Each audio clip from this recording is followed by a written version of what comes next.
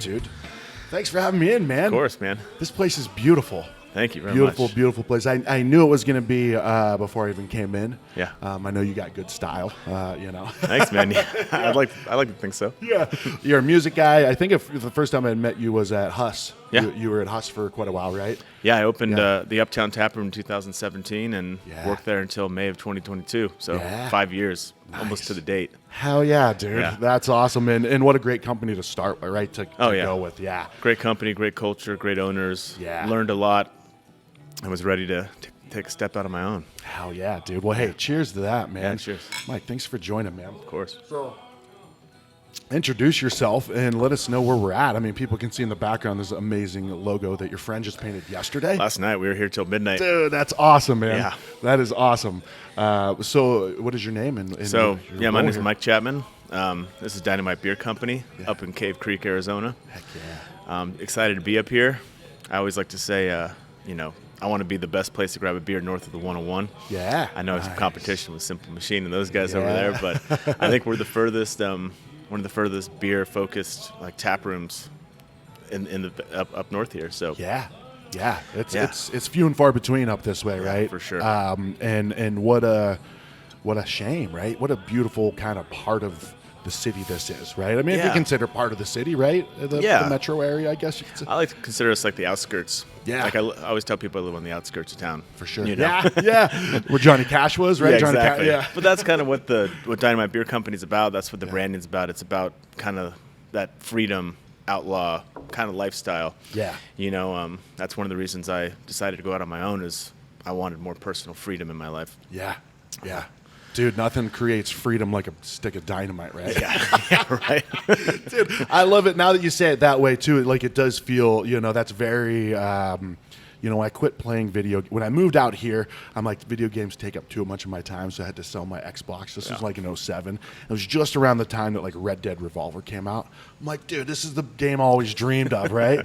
So I've always enjoyed that, and I've still never played it, but I enjoy that kind of art style, right? So when you say the dynamite and you see the lettering and stuff, it gives that outlaw kind of feel, man. Yeah, we're in Cave Creek, Yeah. This is where all of the weekend warriors come up to. All the doctors and teachers, and they strap on their Harley gear on the weekends, and they get on their motorcycles, and they kind of get in touch with that outlaw within. Yeah. And they come up and romp around and hit the bars, and then they go back to their 9 to 5 for the rest of the week. So I definitely wanted to embody some of that outlaw freedom vibe, and just living up here, it's kind of contagious, Sure. You start listening to outlaw country music, like Sergio Simpson and Tyler Childers, what we listen to right now. It just kind of takes you over. Yeah, dude. Cheers again. I don't know if I remember if we cheers the first time. We did. We did once. It's never too many. 4 minutes into it, 2 cheers into it. All right. Well, dude, are you from Arizona originally? I am, yeah. Are you? Okay. Where did you grow up? Yeah, well, I was born and raised in Mesa. Okay. And then I moved to the South Scottsdale, like Old Town area. Okay. When I was 8. Okay. And went to Saguaro High School down there and got into music. Okay. That was like my first love. Yeah. Freshman year in high school, I heard the Beatles. Okay. 30 years after they came out. Sure. In 1996. Yeah. And picked up a guitar, and that was the dream. Yeah. For about 20 years. Okay. And then I was about 36. About 5 years ago, I was like, well, I don't know if I'm going to be a rock star. So what else am I interested in? Yeah. Oh, craft beer. Yeah. Dude, and the two, I've seen a lot of very similar vibes in the people that are in those industries too, right? Oh, for sure. And my experience with the music industry is very minimal, but very, very similar vibes. It's definitely, music's creative. Craft beer is creative. Mm-hmm. It's a creative-minded person that kind of gets into both those things. Yeah. And the music, like you mentioned when you came in, you're like, oh, I knew there'd be good music. Yeah. It's just when you go to tap rooms and breweries, you can kind of expect that. Yeah. Just because there's a certain kind of person that works those jobs. Yeah. It's very true. Like it's rare that you go into a brewery in another state or city, wherever, and you're like, dude, what the hell is this? Right? Yeah. It's always very like, all right, cool, hell yeah, this is, there's variations of it. So let's back up a little bit with the music side of things. Like, so what did you, what was that path like, right? Because you were pretty dead set on, at that point, that was your path. Yeah, it was a crazy path. It was definitely like a wild man lifestyle for a while. Because, I was like, people say like, oh, I want to be a rock star, but no, I really did. Yeah. I went all in. Like, I sacrificed everything. Like in my 20s, like, Yeah. I didn't, everything for music. I didn't have a car because I was too focused on my music. I couldn't keep a job that I liked. Yeah. Like we were just playing shows and practicing, and did the LA thing 3 different times. Okay. Most recently in 2013 to 16. Yeah. With my band Dirty Lingo. Okay. We went out there and just gave it. We're like, all right, let's give it one last. And we had a blast out there. Yeah. And actually, that's where I kind of got into into the brewery scene too, which is odd. Yeah. But yeah, man, I put it all on the line. I played every venue here in Arizona. Yeah. We traveled the Southwest, went as far as Summerfest in Milwaukee one year. Wow, nice, man. Yeah. But yeah, it was crazy. What style? Like, what was your? I know you said Beatles are a huge influence, maybe the primary influence, but like, what was your style? It was definitely melodic hard rock. Okay. So like, Beatles got me into it, and then growing up in the 90s, of course, I loved Nirvana and Soundgarden, the Seattle scene. Yeah. So that played a big part. And then it kind of started, after 20 years of playing music, you're going to go through genres, Yeah. And then I love Queens of the Stone Age. I love desert rock, like Eagles of Death Metal and those guys. But then when I moved up to Cave Creek 5 years ago, like I said, this kind of music started coming on, and my acoustic guitar started looking really nice again. I started having kids. I can't play Queens of the Stone Age first thing in the morning. Yeah, for sure. So then I started playing like this kind of acoustic, alternative, like outlaw country stuff. And that's kind of where I'm at now. Okay. Nice, man. So what is that pursuit like, right? Because we've talked to a few different musicians, and we talked to Jason DeVore on the Simple Sessions, and Jason DeVore's still touring the world, you know. So he has made it to that to that level, and you see also like a Corey Rios from Hourglass Cats. I don't know if you know Corey, but he's got his foot in the music industry, but he also has his foot in other things, right? Because it's so hard to make it, right? With your experience, like what were some of the biggest barriers that were just like, what the fuck, man? You try to do all the right things and it just still doesn't. That's what were some of those barriers? Yeah, I mean, I think at the end of the day, it does come down to right place, right time. Sure. Because there are a lot of talented people out there. Yeah. You know, and we all can't make it. Yeah. There's only room for select few, and it's. I really think it comes down to the first work ethic. You really have to pound it. Sure. And even looking back, as much as I thought I pounded it, I was like, I could have pounded it a little more. Yeah. You know, but like right place, right time, and being in like one of those music cities helps. Sure. Yeah. Like LA, Nashville. Yeah. But with the internet, you can kind of do it from anywhere now. Yeah, it's a whole different game now, man. For sure. Yeah. I always wanted to be a rock star. I can barely play guitar like 5 songs, right? But I always that's always been my dude, it'd be so cool to be a badass rock star. Yeah. And now that I'm a little bit older, I'm I'm so glad I didn't get what I asked for. I know. No, me too. I'd be dead. I think I would be one of I don't have a limit. Yeah. Especially my limits are my options, basically. But go ahead. So no, for sure. Like there is, looking back, I was like, well. I like this aspect. I always just wanted a seat at the table. Yeah. I wanted to hang out with Dave Grohl and those guys. I didn't necessarily want the fame or the money or I don't think I could handle the traveling. Yeah. I don't like flying that much, so that would have sucked. Yeah. So there's looking back, I'm like, even if I could have, I don't think I would have wanted it. I'm really happy where I'm at now. Yeah. After going through all that stuff. Now I'm, I like living in Cave Creek with the family. Yeah. And, just drinking a couple beers each night. Yeah. Rather than, a bottle of Jack Daniels a night. For sure. Man, I couldn't handle that life. I mean, I love my bed as well. So the traveling, I'd be out after a week, Oh, I know. It's hard to, these days you're up till midnight and you're suffering the next day. Right? Yeah. So. It's like you watch the show Modern Family and there's episodes like New Year's and he'll wake up. It's 9:30. He's like, what? That's it. It's our life, man. And I don't think I've watched the ball drop in 5 years. Exactly. Well, so where does craft beer come into it? Because you said there was Huss, but then also previously, So it actually goes back to playing music. So I was playing music full time in my late 20s and in my early 30s. Okay. And Nice. I used to play this bar in Old Town every Thursday night, and we had this guy who would come in. And he loved us. He loved our Beatle covers. And he'd tip us, and he's like, hey, my brewery's having their 1-year anniversary. Yeah. I'd love for you to come down and play it. And his name was George Hancock. He was Phoenix Ale Brewery. Oh, that's right, yeah. So before Phoenix Beer Co. was Phoenix Ale Brewery. Yeah, and that watermelon ale. The watermelon, the Frets, and the Camelback. Those were all great. Yeah, they really were. So he's like, come on down and play my brewery. So I was like, all right, cool. So we all went down. We set up they have a huge brewery. Yeah. I don't know if you've been there. Yeah, huge spot. brew house. Yep. And we were like right in there with the tanks, and you could smell the hops and everything like kind of boiling. And I was like, wow, this is really cool. Like, you know, it feels right. Yeah. So I kind of pestered him to let me pour beers at his tap room during the day because I didn't have anything else going on. Yeah. So I started pouring beers down there and learning the craft beer scene a little bit, and then I moved to LA. Okay. And I got a job at Angel City Brewery. Okay. Which Nice. is a subsidiary of the Boston Beer Company. Gotcha. Okay. Their LA location. Gotcha. And then just doing music and beer, and then decided I was, done living in a 500 square foot apartment. Yeah. And my wife and I moved back home to Arizona to like start the family and everything, and then I got in with Huss, and Okay. yeah, Nice, man. the rest is history. So were you a craft beer drinker before, like leading up that? Okay. I was, yeah. I always loved it. I just, couldn't afford it. Yeah. Right. Yeah. Exactly. Because I was a professional musician. Yeah.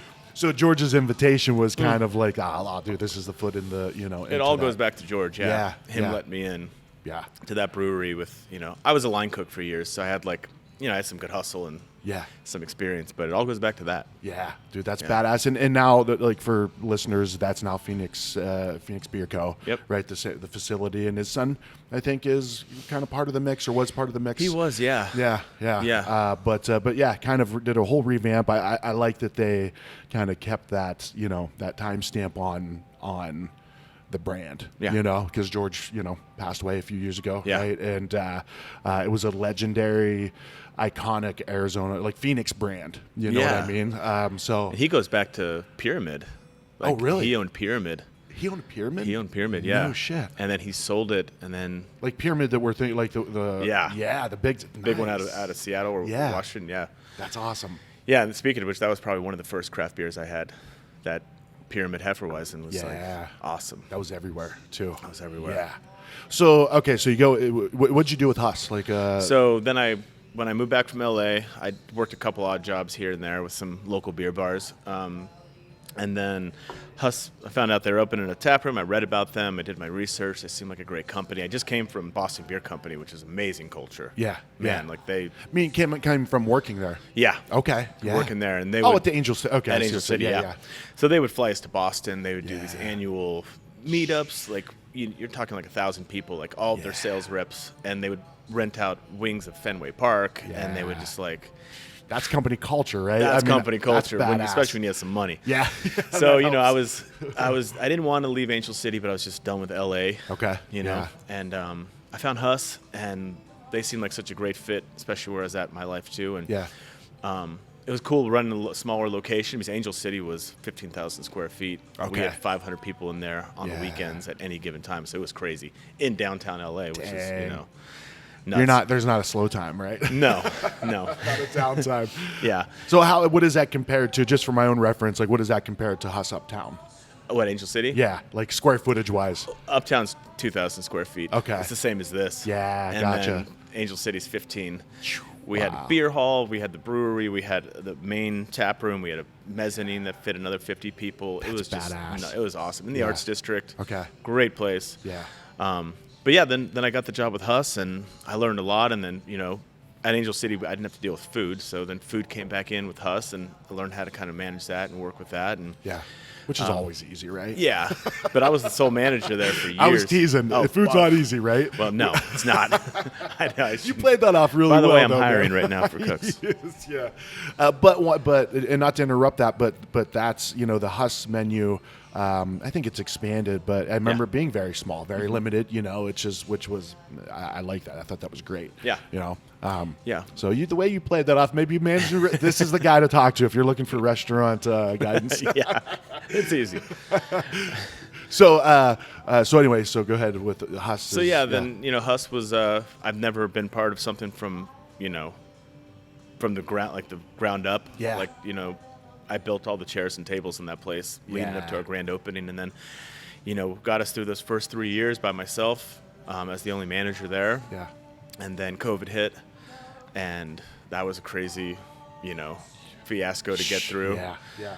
But we got through it, and then the pent-up demand was so crazy in 2021, and that's kind of when I was like, man, I'm like, I love working hard, but I'd much prefer to work hard for myself. Sure. Yeah. And, if I'm going to be away from my family, it's going to be for our business, Yeah. Yeah. So that got the wheels turning to start Dynamite.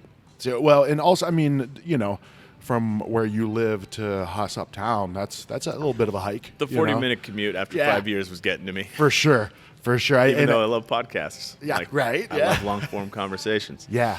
But that's really just us making the best of the situation. We don't prefer to drive 45 minutes in traffic. Yeah. Right? Yeah. Yeah, I get to listen to my podcast telling ourselves that, not like you start doing the math. You're like, an hour a day for how many days a year? Yeah. You're like weeks. Yeah. Yeah. It's crazy. Yeah, I remember getting off of work. I worked at University of Phoenix for like 9 years, and I would get off and just driving home, and you're just like, I got like 45 minutes left. But anyways, we won't get into that. This is a uplifting podcast. But so when did you? Where did it start with like the seed of this place? The seed of this place started back at Angel City. Okay. You're already kind of starting to register things into the database. Yeah, I was just thinking, I'm like, God, like if I want to go back to Arizona and like bring something like this there, with just the fun, the spirit of it, the energy of it. Yeah. That's where it kind of started. Yeah. But I just needed to get some experience under my belt and learn how to do it. Sure. Rather than just jumping in. Yeah. With nothing, Yeah. And I'm sure glad I waited, because even back then I was like, I could do it. Yeah. I could do it, but no, I couldn't have. Yeah. Hey, you know what? That's we talked about before. That's why we have spouses, right? Yeah. To tell us. Go get some experience for a couple years. Yeah. The brand itself, right? Because that's what it really kind of blows me away is I can't remember if I had found this before you and I, because we'd met, I think, a couple of times before, but when I dropped off magazines at 1227, I can't remember if I started following Dynamite Beer before then or not, but I just remember when I saw the branding, I'm like, this is badass. Like, this is so cool. So how does that, so you've got this idea of what kind of tap room you want to open up, right? Well, I guess let's go back to that. Like, so obviously Angel City is 7+ times as big as this place, right? So how do you condense that down into something that is, manageable for what you want to create? That makes sense. Yeah. Well, I think it just comes down to, like I said, culture. I'm a big culture guy. Yeah. And energy and enthusiasm for the brand. Sure. You could be a 15,000 square foot place, or you could be a 2,000 square foot place like us. And as long as you bring that, and you have, at Angel City, I was one of 4 managers. Yeah. Yeah. We had 30-something person staff. Yeah. That's kind of, so as long as you bring it down and you scale everything appropriately, and I've been holding on to that energy and that culture for years. Years, just waiting to kind of, implement it in my own place. I did it with Huss. Yeah. But I've been really wanting to just do it in my own place. Sure. Yeah. Yeah. So what would you describe the culture here at Dynamite Beer Co? Well, before we open, it's just an open, honest, laid back place where I want people to be able to come in and just that tap room experience. Yeah. Not feel glued to your seats. Like, get up, go grab some games, go shop the merch area, like go to the beer cooler, like go talk to the table over there. Like, I just want to bring that community, that fun community, like vibrant, neighborhood tap room vibe to Cave Creek. Yeah. And like after living up here for 5 years, I could tell it needed it, you know? And the people that come to my door every day that I'm here working, getting ready, they're like, everybody says the same thing. We've been waiting for something like this. Yeah. Dude, that's awesome. Yeah. That, that's the best, research you can ever have. It's the best validation. You're like, dude, absolutely. So, okay, so what is the goal here, right? Because you said, you've got food on the, that's part of the plan. You've got beer, wine, no spirits, though, right? No spirits. Okay, beer, wine, cider. Beer, wine, cider, mead, anything else that falls under that license. Yeah. We're going to have a small food program just focused on shared plates, because we just want that shared kind of community, family style environment. And like I said, we're running like a tap room. We're going to have fun nights, trivia nights. I'm obviously going to bring in live music. I think Heck a live yeah. band right there would look really dude, good. Yeah, heck yeah.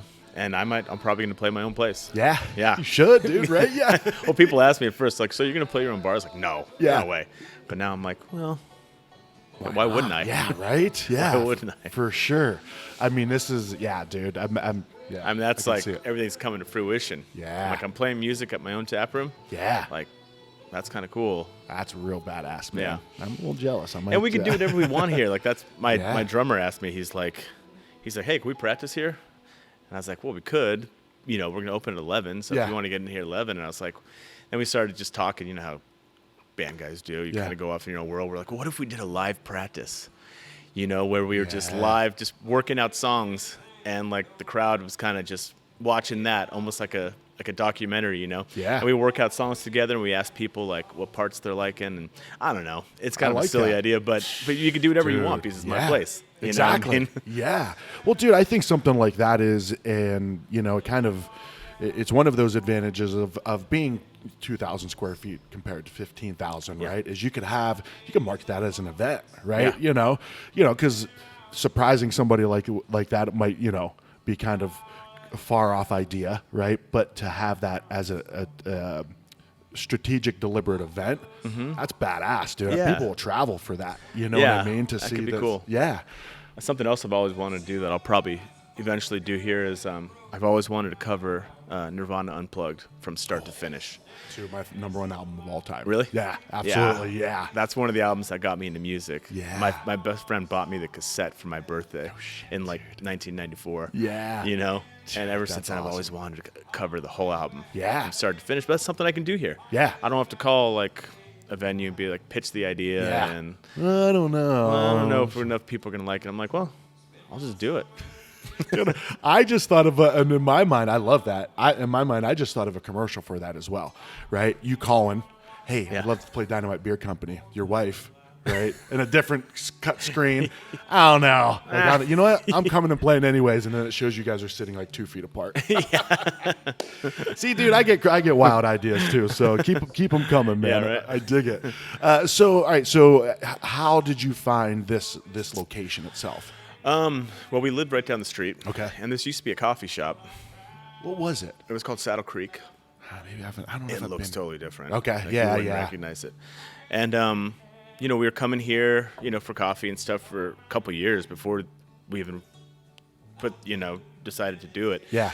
And we started looking. There was a lot of open suites in this complex, so we were looking at some of those. And the landlord was like, "Hey, this coffee shop, their lease is up at the end of the year. Yeah. 2020, January of 21. Okay. Or sorry, 22. Wait, yeah, January of 22. Nobody does math on this podcast. You're good, man. You're good. But you're right. Those years, like between I know. March of 2020 until now is just. I know it's all throw it up in the air. Jumble. But he's like, yeah, it's 2,000 square feet, which you Yeah. wanted. It already has bathrooms. It already has some floor sinks, plumbing, electrical. You'll have to work with it. Yeah. And I was like, well, that's cool. And it's right next to this Ace Hardware, which I is like saw the that. busiest Ace Hardware in town. Because if you want to go to another hardware store, you have to go to Home Depot on like Bell, Yeah. or you have to go to Lowe's up on Carefree Highway. Cave Creek people I everybody think comes would here. go to Ace. Ace is Yeah. a Cave Creek type of person. It's a small town, Yeah. little Helpful. shop. Actually, yeah. The helpful hardware store. Yeah, exactly. Which is great, right? I see all kinds of tools and hardware around here right now. So you got it right. I'm there 5 days. Yeah. 5 times a day. Yeah. Like, thank God they're right next door. Yeah. My gas bill would be. But anyway, like, yes. they have great foot traffic here. Yeah. Like, it's just good placement in the complex. It just fit everything. 600 square foot patio. It just seemed to all hit. Yeah. Like, perfectly. Yeah. So That patio's badass, by the way, too. Yeah. Thanks. Huge garage door there.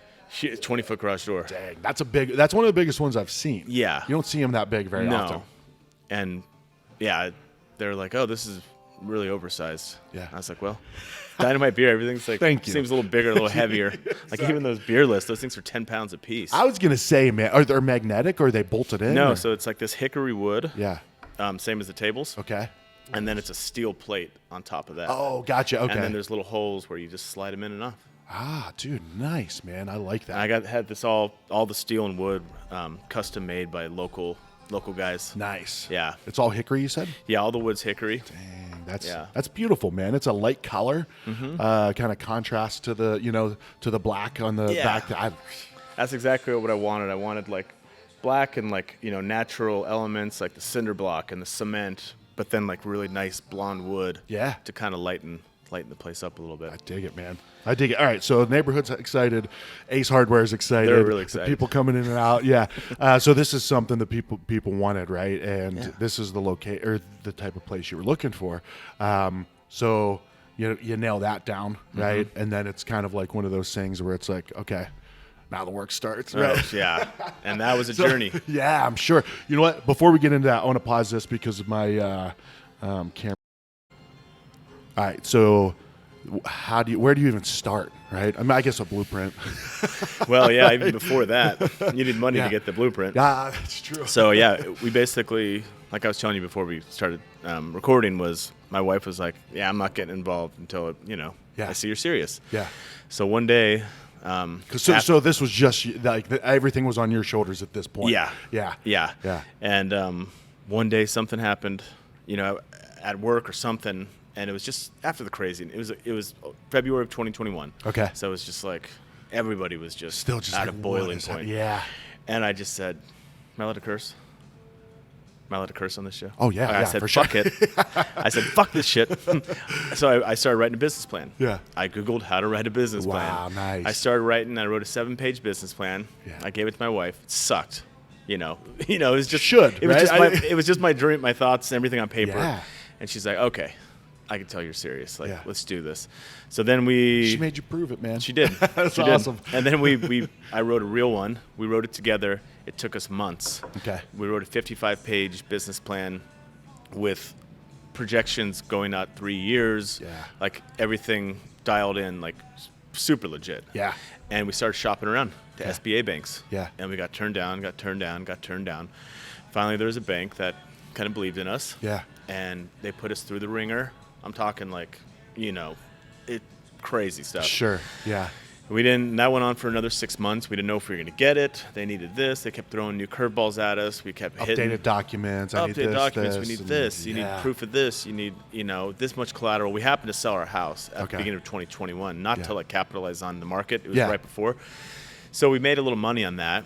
So we were able to bring our, between that and, calling some our parents. Can you help us out a little bit? We just need, we were able to get what we Yeah. needed to get the SBA loan. Yeah. And then got through all that. And then, like I said, found the location. And then that was a nutty experience. Sure. Just sitting Yeah. in a boardroom with big, intelligent property manager guys. And you're just like trying to follow along. Yeah. Anyway, it was, and are they trying to intimidate you in the sense of like, you know what the hell you're getting into, dude? yeah. Yeah. They yeah. are. And they're like, I remember the guy said, he's like, "I don't want your house. Yeah. I don't want your house." And I tell everybody this because Yeah. I don't want your house. But if something defaults, It's on you, bro. It's on you. I'm taking your house. Yeah. Dude, that So like that was your scary. your impression of that scared me. So I know. I got imagine- the chills again. I was like, shit. I mean, But it was. it should be, right? Because that's people are going to be like, I don't know, maybe that's not right for me. Then yes, it's Yeah. definitely not right for you. Then Yeah. it's you think about it. It makes you think really long and hard. Like, Sure. do I really want this? Yeah. Do I really want this responsibility to a bank? Do I really want this responsibility to a landlord? Yeah. But we just kept going. You said yes. I said yes. Yes, I do. And then that was just getting the building. Yeah. And then building out the place was its Yeah. own set of headaches. How do you do? Like, how do you go about? Because I'm pretty sure I'm gonna look up my phone here when we're done, but I'm pretty sure I took a picture of a coffee in this place before. And if it's what I think it is, it does look completely different. So how do you? Like, what did you guys do with this place? So that cinder block wall was there, obviously. Yeah. But there was drywall in front of it. Okay. So when this was a coffee shop, I was just snooping around. Yeah. All the time. I'd come in and snoop around. I would check out the foot traffic and everything. And I noticed they had a cinder block wall in the back. Okay. So I was like, oh, I bet that goes all the way. Yeah. So, long story short, we found this girl who does interior design. Yeah. Her name is Nicole for Social Design Studio. Nice. And she's like, put a Pinterest board together. I was like, what's Pinterest? No, I was joking. I was like, okay, cool. So each night I'd go home and have my beers, and I just get on Pinterest, and I fucking love Pinterest now. It's awesome, dude. I've been on it for years, dude. It's one of my favorites. Like, yeah, me too. Yeah. So I had the Dynamite Beer, folder just or whatever. Brain dump, and basically, right? Yeah, and I just kept putting things in, and we had a meeting with her. And she's like, okay, I got this. And she's like, what's your vision? I said, I like, kind of raw elements like steel and wood and cement, but also, I want to keep it pretty enough, right? For the girls. And look like just like a cinder block garage. Yeah, just a cinder block in a garage door. Yeah. So she put the plans together, and we had a meeting and went over everything. And she pulled like this black wall off of one of my pins of like this kind of modern desert house. Yeah. Which like I would have never thought of. Wall, or is what is? It's actually a lime wash paint. Ah. But it was crazy, man, because it's a special paint you order, and you paint it on in like these zigzag. Yeah. Then you come back the next day with this special brush and a water sprayer, and the paint, and you spray and do all these crazy things. Really? And then it gives it this kind of stone look, like chalk. It's a very cool looking wall, man. Like there's not many walls that I'm like, holy shit. But that's cool because And she kind of had to sell us on it because I was like, a black wall. She's like, a big black wall. Yeah. She's like, trust me, this paint is like incredible. And we did this ourselves. The same guy who helped me with this, Chris Kuhar, if you're out there. Yeah. He helped me with this, and it just kind of became this really cool backdrop. Yeah. And then we started going with like this kind of modern industrial desert kind of vibe to tie in the Cave Creek, and because I'm from the desert, I love the desert. Yeah. I don't like when people don't like the desert because you're just not creative enough. Yeah. You want something easy, go in the forest. Yeah. Like it's easy to love a forest. Yeah. It's easy to love the beach. For sure. That's exactly, dude. I'm with you, man. I've only been here since 2007, but when I really started getting into food and beverage out here, I'm like, this place is fucking badass. It is. And anybody that says any different, my buddy, I don't know if you know Steven Larson, Wizard of Za. Sounds familiar. He's like a pizza beer influencer guy here in the valley, but he posted something about Dave Portnoy from Barstool or something like that. That guy annoys me anyways, but he was like, he's like, Arizona's not known for pizza. He does those pizza reviews. I'm like, fuck this guy. You don't know shit, Who's the expert here? But I get defensive, man. I get defensive, but also it's I guess to my advantage with creating content and media and all this stuff, it's a pretty untapped market. Yeah. As far as like creating content around it, right? For sure. It's, nationwide. It's almost like kind of glad it's not well known, so people aren't just bombarding. I mean, we're already bombarded enough.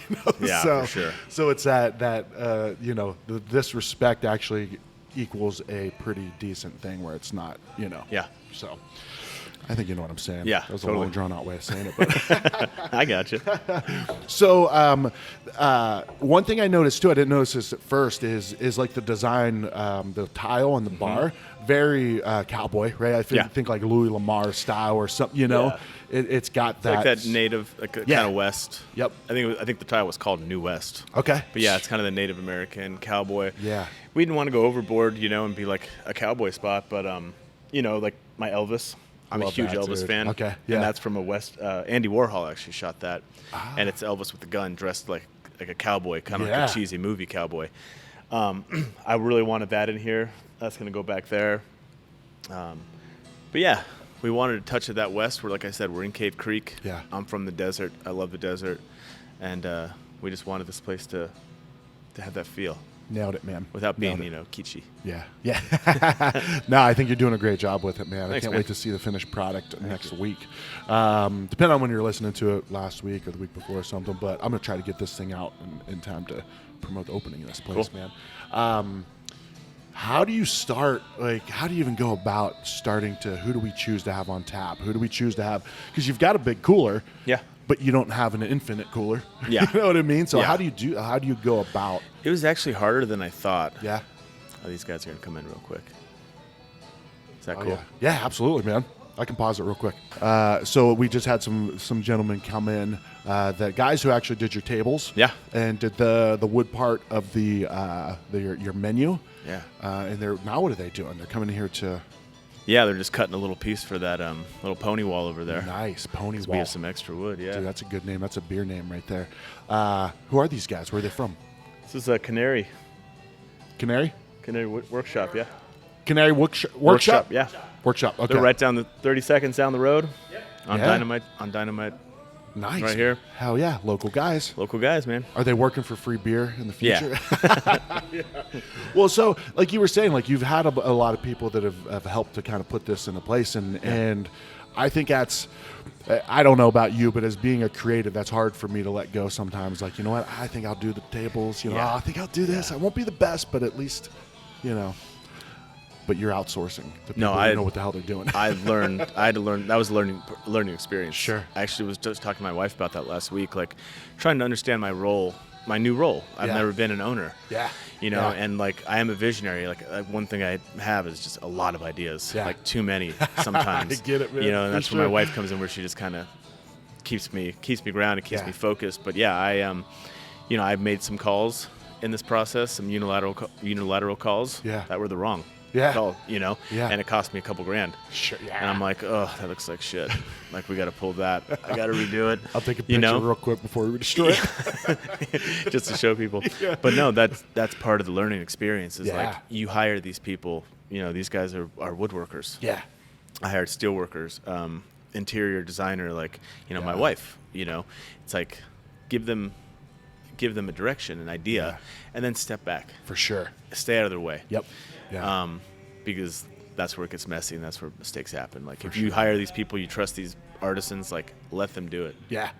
Absolutely. Stay out of their way. Sometimes I'm like, you know what? I hear like 2 criteria that I have, but surprise me. Like, do you know what I mean? And I think that's one of the things about craft that I really enjoy, right? Is, whether it's food or beer or whatever it is, like if you really know the people on the other side of it, you can fully trust them, right? Yeah. And that's worth it. That's worth the experience, right? I mean, craft beer, craft food, it's, local, workshops and stuff like that aren't necessarily the least expensive. They're not the bottom dollar, right? Yeah. But there's so much more involved in it. Yeah, so it's much like to that real experience. craftsmanship. Yeah. Like looking around these, like I think we invested in the right places, Yeah. Nice tables, like nice beer list, The picnic tables out there too. That's a different, I like that touch though. Like Yeah. picnic tables. Yeah, I wanted to add that beer garden feel, Ooh, and the chairs aren't attached to No. the table. I like that. Yeah. I'm a big dude, man. That's hard for me Yeah. to get in and out of it. So I like the movable benches. Well, back to what you're saying about the filling the coolers. Yeah. Like,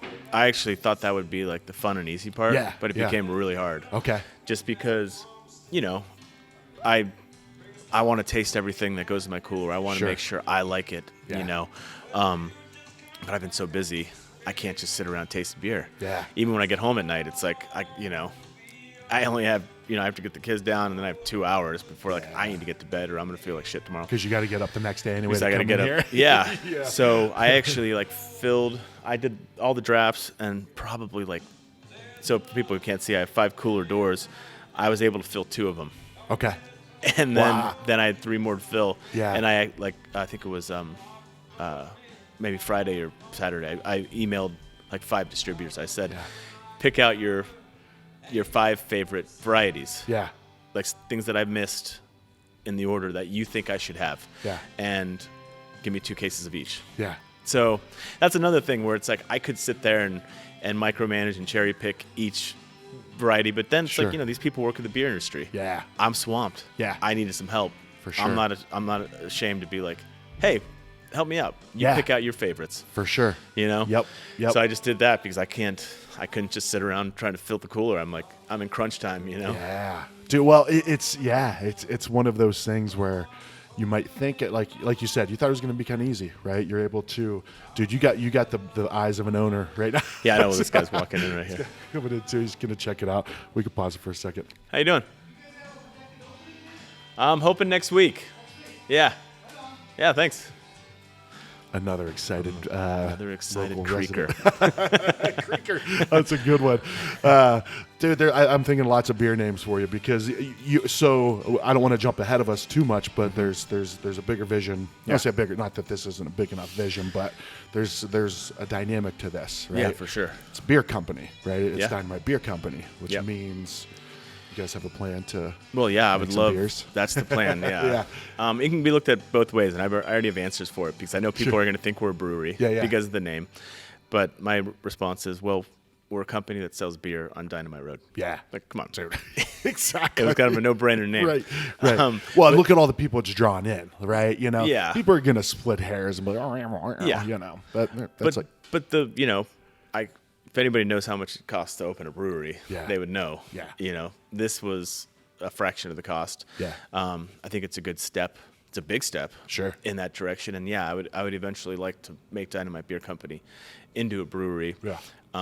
Where, you know, we not only bring in our favorite, you know, local and national beers, but we also have something to contribute too. Yeah. I don't think I'd ever want to necessarily be like, you know, fighting for those grocery store shelves. Sure. But something to feed my tap room, something micro, something like boutique, you know, up in this area. Yeah. And just kind of give this area, you know, a beer like that kind of represents it, you know. Sure. Yeah. So that's that's the end game. I dig it. You know, the ultimate goal. But right now, I'm just focused on making this tap room, you know, an exciting, fun local place to hang. Yeah, filling those cooler doors, right? I got to fill those cooler doors.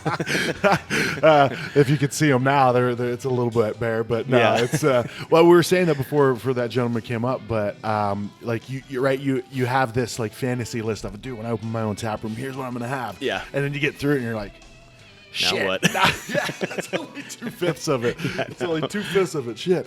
So, and what about the taps themselves, right? Because you got a little bit more, I guess, freedom with that, or you know, not as, I guess, not. I won't say a big a commitment, or is it? Right? I mean, that's you've got a lot of experience in this industry. Is it quicker and I guess less of a commitment when you're doing taps? Yeah, I think so. Sure. Yeah, they're probably going to be, you know, in heavy rotation. Yeah.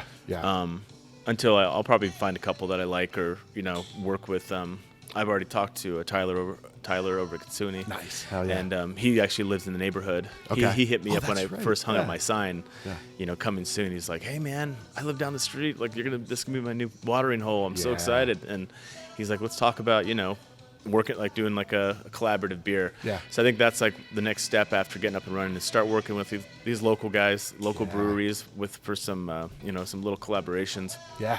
And kind of grow from there. I dig that. Yeah. I dig that, right? Because I don't know if you know Justin Curtis, Casual Pint. Him and his wife own Casual Pint. Was it Central Phoenix? But you know, Casual Pint is, you know, it's a franchise. It's a, you know, national franchise chain. But what Justin brings to it with his, you know, his anniversary's coming up. I just talked to him today. He's like, dude, we did collaborations in Tucson and in Flagstaff. He's like, I'm exhausted. Like, you know, it's coming up. But it's people appreciate that, right? I mean, you can be, and not saying that you're, you know, I don't know. I don't know what I'm saying, but it's there's so much flexibility when you have a tap room, right? That you can get the best of what the state and what the region has to offer. But then you also have that flexibility that if you want to, hey, do some beers on your own, do it in a place that the people, that's, you know, their brew house. I'm not having to pay for that just yet. But it also gives them a place to have it on tap. You know what I mean? So it's win-win. Yeah, that's something that kind of drew me to this industry, is just the, you know, the non-competitive or healthy competition. Just like, you know, we collaborate with each other, we work with each other, we build each other up. We don't cut each other off. You know. Yep. Like, you know, maybe a bar, like a bar would do, or like chain restaurants do. Or, you know. Yeah. Well, once again, it's craft beer and music. You know, that connection. It's just people vibing that are just like, you know what? And you have to prove yourself too, right? I'm sure the same with music. Is there's that barrier. It's a barrier, and I think there's a barrier because a lot of the people that are doing it are people who are like, she said, fuck all this other shit. I'm pursuing my dream. So you're like, you're on, you know, sensitive ground with that. That's like their baby. That's, you know, so it's a guarded industry I've seen, but once you're in there, it's the best. It's you family know? for sure. Yeah. You got someone coming up? I'm always watching. I just saw a girl walk up. I'm like, oh no, she's going to come in. So I work a lot at Simple Machine. They're right down the street. So I'll just go there when they're closed and work at the bar. And Marshall will come out and I'll talk to him, and I see him. He's always his eyes are always darting all around because they have a lot of traffic kind of going around there. But, dude, this is exciting, man. I'm very happy for you guys. Thank you. What was your wife's name? Laura. Laura. All right, Yeah. Laura, if you're watching this and judging Mike, then, thank you for what you do. No, this is exciting. I live about 20 minutes southwest of here. And I know that our neighborhood will be excited about this too, man. Yeah, Awesome. This is very good. So very cool. And these guys doing nice work. Nice work, gentlemen. You too. Seeing you guys. So how do people find you? Like what, social media, website? Yeah. You can go to our website at dynamitebeer.com. Nice. Sign up for our email list. We're going to do a special announcement to our email subscribers.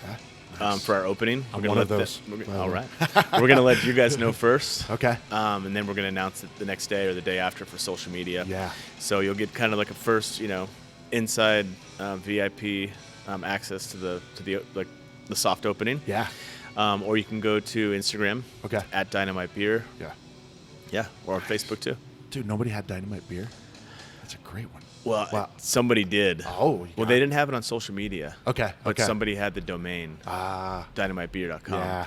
And I actually had a friend. We had dynamitebeerco.com at first. Okay. But I didn't like the co. Yeah. So I told him about it, and he actually surprised us and bought it for us for like $2,000. No shit. And just gifted it to us. Dang. Back to like having just a strong group of friends and For family sure. willing to help you out the whole way. Yeah. Like, it's been amazing. That's awesome. So dynamitebeer.com. Yeah. Boom. Thanks to your friend. Yeah. Well- Thanks, Josh. Awesome, man. Well, dude, I'd get another cheers, and I got a little bit I left got here, but Flies up in here. I have 3 fly traps in this place. yeah, they're very helpful at this Yeah. at this time of the day. But dude, once again, congratulations to you and your wife, and kids too. I mean, that is the great Yeah. sign of a family place. There is a what do you even call that? What's A that called? walker. A walker. Yeah. I have a 1-year-old and a 4-year-old, Yeah, so they're here yeah. all the time just playing around. And Dude, what a goofing off. great time to start a business, right? I know. No, man, I'm excited for you. So, dude, keep Yeah. up the good work. And if you guys are watching, listening, come check these guys out. Yeah.